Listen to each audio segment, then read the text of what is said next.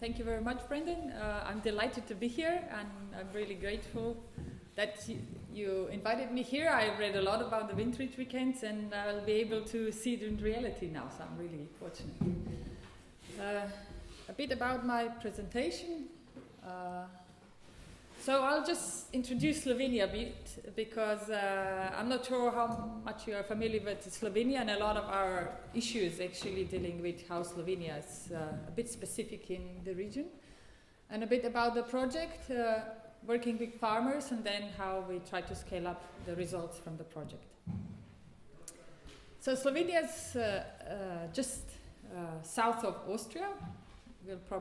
We'll hear Wolfgang later on about the Austrian case. And it's very diverse. So it's a small country, probably a fourth of Ireland, just to give you a scope. And it comes from Alps to the sea in 150 kilometers. So it's a landscape which changes very quickly. And on the north, you basically come to the Pannonian lowlands. So we have 4 biogeographical regions. And so that's the Alps, just to give you a bit of info how it looks like.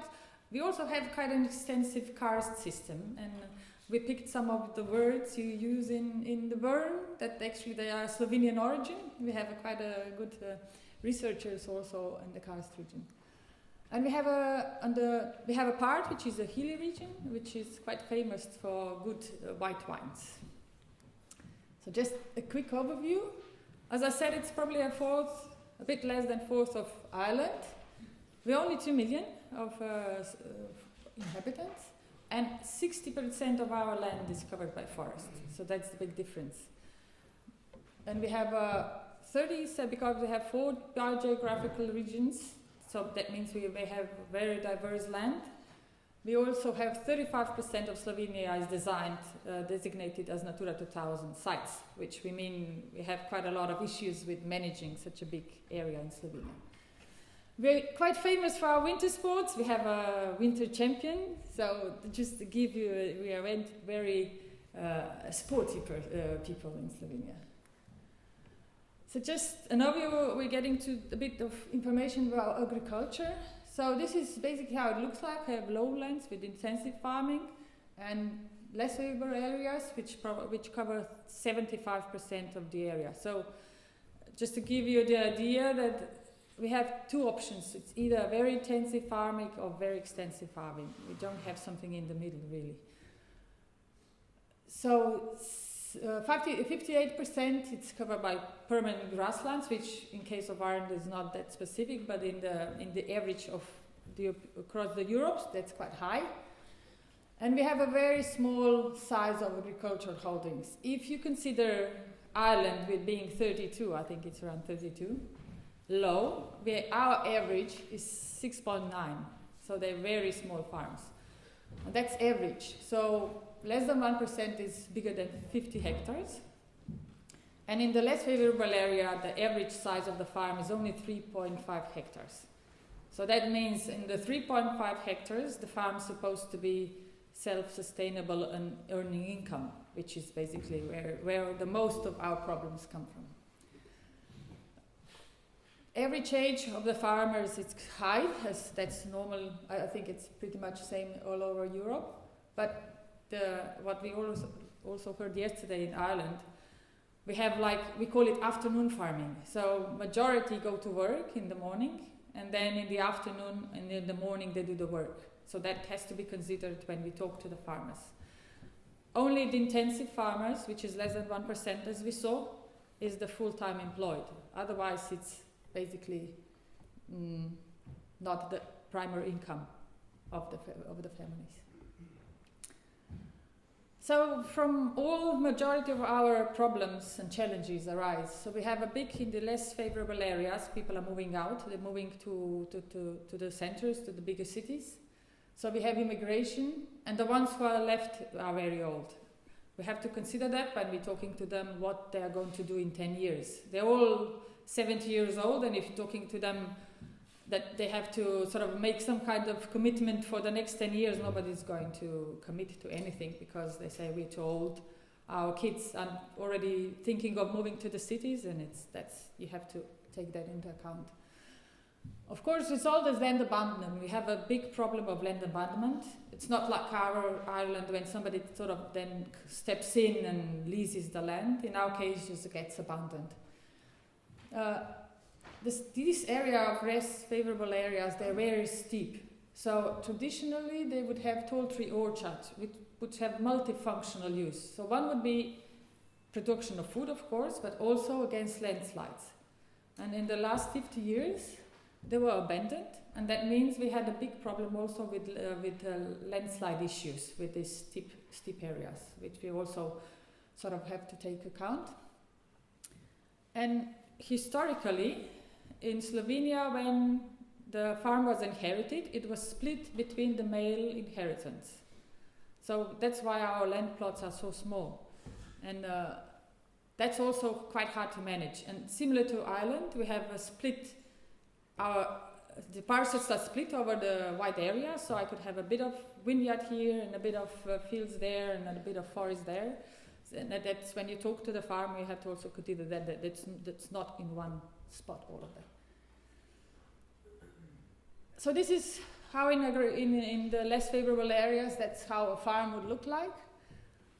And now in Slovenia, in current CAP, we only have management scheme of agro-environmental schemes. At the beginning, they were the farmers enroll well into the schemes, but lately we have a big drop of enrollment for the last 5 years. Basically, the farmers argue that it's too regulated, that it's too much bureaucracy for amount they get paid per hectare. You have to think that if you have let's say extensive grassland, of the 3.5 hectares of the land you've got, that basically comes to less than a hectare of your grassland. And if you're being paid to manage this grassland, which is very steep, less than 100 hectares in a year, everybody says that's too much effort. I'm not going to do it for 100 euros a year because the plots are so small. So that's all what we had to take into account when we think of Natura 2000, and the result is that 70% of grasslands, all the habitats together in the Natura 2000, are in the negative conservation status, according to the report of the directive, which we had just lately.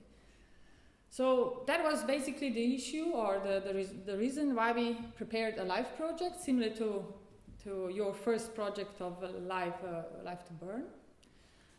It started in 2015.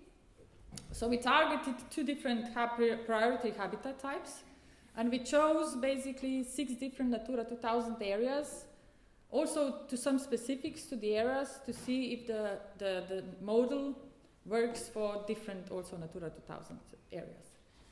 So we involved 4 different partners. Of course, the Department of Agriculture, or our Agricultural Forestry Institute. We have regional offices, so we invited the regional office to be a partner, and rural development partner, which covers the development in the rural areas, and 2 local partners which had really good connections to the partner itself. As we talked yesterday, it's really important that a farmer has a constant person he's in contact with, not somebody coming from the major capital trying to get a new idea across. So that's why we put 2 local partners to come along. Our ministry normally co-finances all the LIFE projects, which makes it preparing the projects much easier in the initial stage. So these are the 2 habitat types. So this would be species-rich grasslands in silica soil. That's actually in the mountain areas. It's around 1,500 meters, and it's an alpine pasture area. So that's a bit specific how to manage. And then we targeted another semi-natural habitat, grassland habitat, orchid-rich, species-rich sites. And we took 3 different regions just because they're so diverse. And one of them would be Kum. That's quite basically, it's nearly a mountain. It's again 1,500 meters, but it's different land features. And then we have more two hilly regions, which one of them is Gorjanci and the second one would be Haloze. So this is what we would normally work with. That would be an average farmer in Haloze. So he would have a bit of forest, a bit of tall tree orchards, some vineyards, and then some grasslands. Probably majority of them wouldn't have any other arable land, like let's say wheat or anything. Indeed, it's not in this region. So that's what we have to take. It's a very mosaic structure of the farms, and they have a multi-purpose use. So all the farms, even though they're so small, they have everything a bit. So that's what also we took in account when working with them. So when we prepared the LIFE project, basically the main aim was that this area are being abandoned. So the aim was to motivate farmers to retain farming in the areas. So just saying, okay, we've got this agricultural scheme to pay you in per hectare, that was not enough for the farmer. He needed to have some other vision for the area, that in 10 years he will still have some kind of option to be economically viable in the area. Of course, one of the activities was to remove and to restore grasslands, because so many was already degraded into a shrub or even forest stage. And through the project to ensure long-term multifunction use of grasslands and to develop this attractive model for farmers. Because when they entered the program or through the LIFE project, they had to sign a contract with the projects for till 2025. So that's for some, that was quite a big span. And they needed to understand that it would be sort of a new potential way of farming for the area, which would be sustainable for them as a farm. At that stage, Burren was already well on the way, so of course we looked to the Burren. I mean, we looked a lot around Europe, and that's how I got in contact with Brendan. I emailed him and asked him about, I really like the result-based approach. So we took some of your ideas and put some of ours next to it. So we developed, again, really simple scoring of the result-based measures. So we only picked 10 positive indicator plants and 7 negative indicator plants. So they would be really easy to recognize. Farmers will normally already know, not the Latin name, but they would know how to recognize the plant. And they are sensitive to farming management. So as soon as you change something, you could have the indicators will show that in the field. We scored a 0 to 10 scoring simple system, but in addition, we also added some habitat screening, or screening of habitat conditions. Let's say, how much bare soil is it present? Is it only around the watering ponds, or is it all over the plot? Soil erosion, then we had a presence of overgrowth, presence of, in our case, we have quite a big problem with invasive species. So as soon as you stop managing, you get a lot of invasive species coming in. So that was also, on the top of the indicator species, we also assessed some habitat conditions. So at the beginning of our project and at the end, we have the external monitoring team doing the monitoring. So they actually monitored the habitat plus all the indicators. So it was like a combined monitoring, and they will do that at the end of the project, so next year in spring. And then, of course, inside the project team, we were all taught to do the evaluation of the yearly monitoring. So we're carrying out yearly monitoring, and we also taught farmers how to do the scoring themselves, and we do it either together. So first year we did it together, so the project team plus the farmers went on the field and scored, and then it's supposed to be farmers separately and the project team separately, and then we can compare how it works. So we're testing this through the project in the field. So currently we're in the 4th year, so we have 1 more year to go.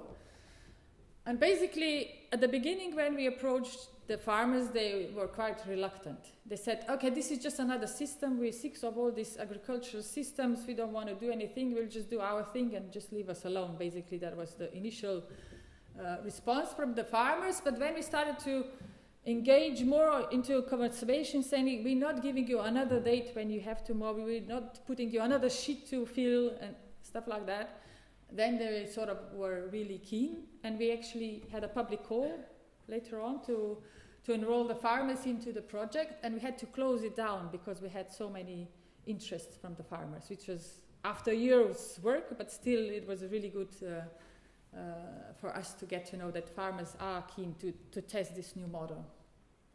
So currently we have 163 sound contracts till the 2025. But I said we have really small plots and they're co-owned. So basically we are working with nearly 350 farmers. Because the plots are co-owned, we have to talk to all the co-owners of the plots. And we are covering 570 hectares through the project. So every farmer or every farm which was involved in the project, we produced a farm manual, which were basically covered initial stages. So this green, this green and orange and red. That's basically the. So we had initial monitoring of the grasslands, and then we get like a simple scoring system for the farmer. Green means this is you're managing okay, just keep on doing what you're doing, and the grassland is fine. Orange is okay, you have to improve something, and red is you're doing something really wrong. But in the history, we still have the data that it used to be habitat there, so that means in the last few years you did something wrong, so you have to repair what or change what you're doing. So we had a really simple scoring for the farmer, so that would be his farm, and then we would vote around with the farmers, and he would decide, okay, in this plot 3S, that means that I've got fruit trees combined with the grazing. This could be only grazing, and this could be, let's say, mowing. So he could decide on his farm what he wants to do, but normally they would all be keen on having this multifunctional use. So they would have either late mowing followed by grazing or just grazing, but that had to be really extensive then. And you could combine all of that with the tall tree orchard. So that's basically, we build up that together with the farmers on the field. Oops, sorry. So that's basically that was the initial work with the farmers to produce these manuals for the farmers. And then through the project, it was a bit different to the Burn, where the farmers did the removal of the growth. We hired a big company to do it for themselves.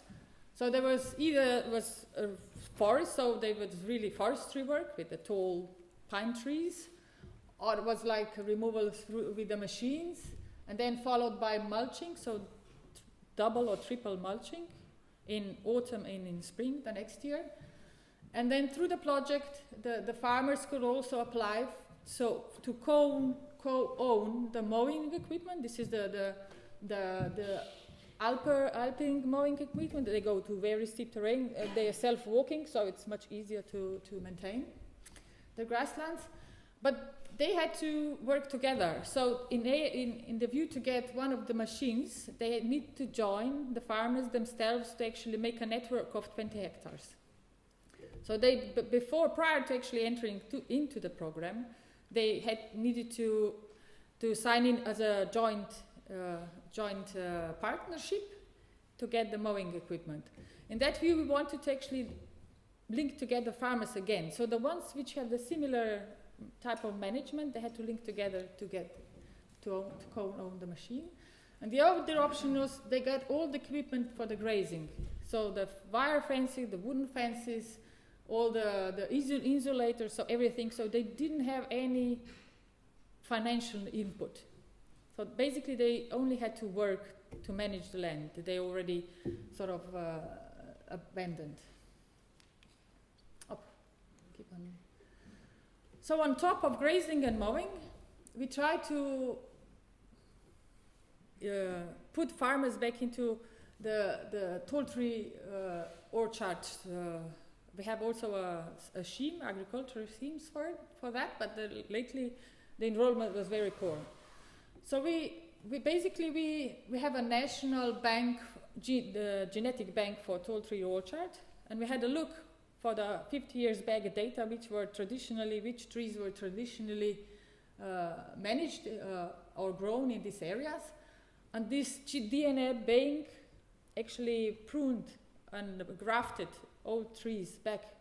And we then produce saplings of the 3,500 saplings of 50 different old species. And they were planted back in combination to grazing or mowing on the farms.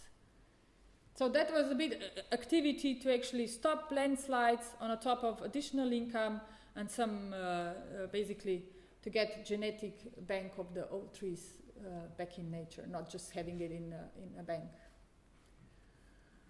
So working with farmers, I said initially they were quite reluctant, but this is how it looks like when we have a yearly in May. We normally have this monitoring of indicator species.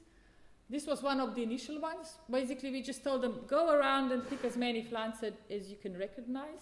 And then we sort of said, this is the indicator species, this is not. And then they went to one which is not extensive, so they could see themselves the difference of how many species they can have. And they were very proud. You could see these guys here.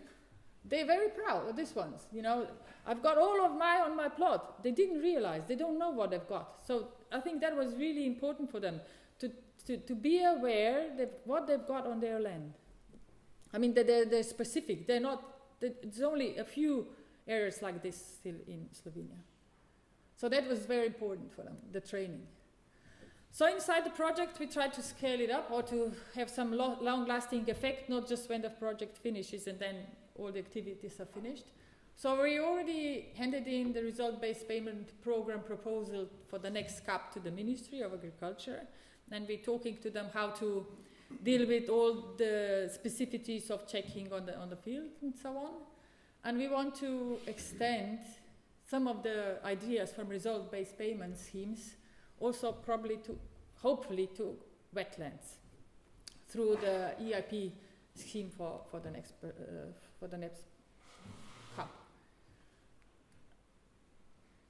As I said, the issue was to keep farming in these areas. And just to have 3.5 hectares big farm, it's very hard to be self-sustainable and to actually earn income. So first of all, in the beginning of last year, we had a lot of workshops with farmers. So we developed a vision of how do they see that they would still keep on farming in these areas and what all of it, and followed by the vision, we had an action plan. So what would be the steps to keep farming in these extensive areas?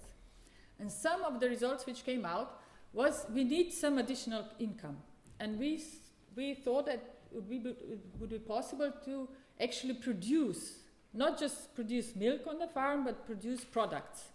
So we had a series of trainings for the farmers.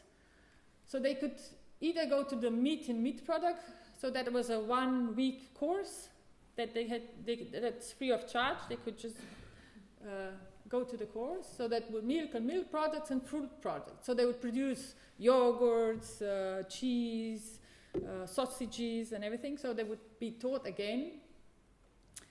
They used to do it, but the last generation stopped doing it. They just went to work. So we just wanted to give them back some kind of reassurance and all the necessary knowledge to do it properly. And at the end, so we asked them to bring all their products. So we got nearly 150 products in for scoring. And we had the official external scoring, let's say, judges. So they would be judging quality, presence, and also origin. So that meant we build up a scoring, or let's say also like a card. So who can present himself of like a product from the grasslands. So that's not eco product or bio or organic or something. It just needs to be that it's working on the grassland. So it's basically like a you would say nature conservation, or which is it's a brand to do with nature conservation, or not it's not otherwise. So we try to set all the necessity protocols for this collective trademark. It's called From the Grasslands. And it's actually saying, if you're buying this product, you are supporting farmers in their effort to do the farming on the grassland areas, or to do the nature conservation farming.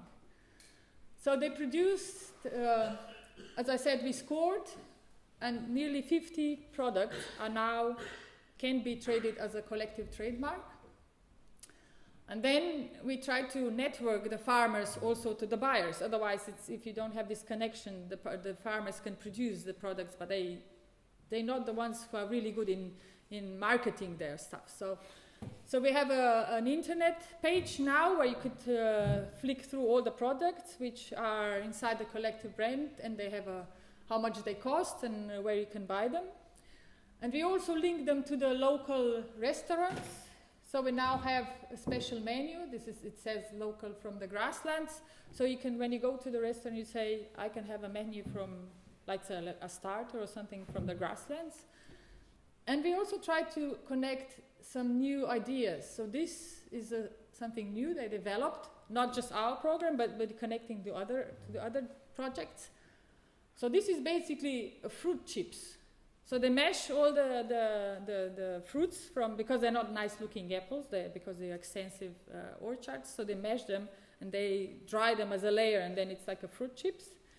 And it's really taken off. So it's something new they developed, but through networking, through connecting to the potential buyers. So I think that through that, the farmers got engaged again of thinking, what can I do on my farm to actually earn some additional income? So that is basically how we work with farmers and trying to get them into that they would be positive to keep on farming for the next 25 years. And of course, like Burren, we're working with schools. We think that we need to teach the kids back into what nature is, what are grasslands, that they're semi-natural, they're just not going to be there, we don't have any specific effort. So we first produced didactic booklet for teachers. So we had a lot of programs for teachers. Basically, what happened in Slovenia is that teachers have the curriculum school is so full, they're not taking the kids to the outside anymore. They just keep on teaching inside. And we had a lot of effort to persuade teachers to take kids back to nature, outside, take them outside and teach them on the field. And we actually produced teachers' technical manual. So we have a 9-year primary school and then followed by 4-year secondary school. So for each year of the curriculum, we produce technical sheets. So the teacher can just take the sheet and it's got all the necessity, the background information for him, and then the already technical notes. So he can just make the pupils do the work, and it's much easier for them. And that way they're much more keen to involve children. So this is how it looks like. So we work from kindergarten to the secondary school, and then we have different these worksheets for them. So it's either inside or outside, also in the rain, and in all conditions, intentionally, just to say them that nature is nice also in bad weather. And we actually managed to get our program. We have I'm not sure if I haven't been able to talk to anybody from Ireland. If you have a national catalogue of education of teachers, they have to do the yearly, they have to score that many points for the next year that they can still teach. Okay, we managed to put our program for grasslands, this national catalogue for teachers, then they actually could earn points if they do the self-education on the grasslands. So we think it's very important, and that it actually has to be outside, not just theoretically presenting kids grasslands, because they need to experience the grasslands themselves. And because our kids are very technical, we have, at the moment, it's very in Slovenia, we have a brain box, that's a game that the kids play. So we produced a game, a brain box game. It's called Play with Primožek and Arnika. Arnika is, Arnica is this girl. Arnica, we all know it's indicator plant for the alpine pastures, and this is the other, we call it Primožek. And we also apply this as a web applications. Okay, they can also play during the breaks in school. So this is in short. So what I would really, from the project on, for us it's really crucial to show farmers to maintain farming in these rural areas. Not to just leave the land abandoned, that there are options, that we are aware that they have to earn money, they have to earn income, but there are options, there are possibilities. And really we need to talk to farmers. We need to listen to them, because they're the ones which farm the land for so long. And we need to educate them on the nature conservation, and we need to work together to come up with solutions. And through the project, the farmers are very keen to enroll in this new approach. So there is an option for it. So we showed through the project, and we hope to work together in building up networks and develop and show this approach to also other sites in Slovenia.